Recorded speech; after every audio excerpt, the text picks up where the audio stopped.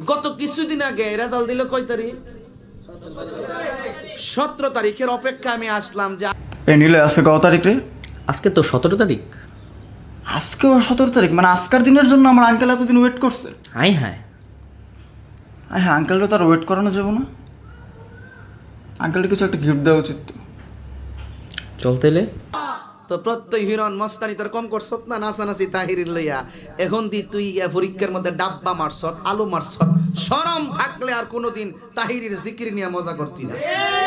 শরম থাকলে আর কোনোদিন তাহিরির, শরম থাকলে আর কোনোদিন তাহিরির, শরম থাকলে।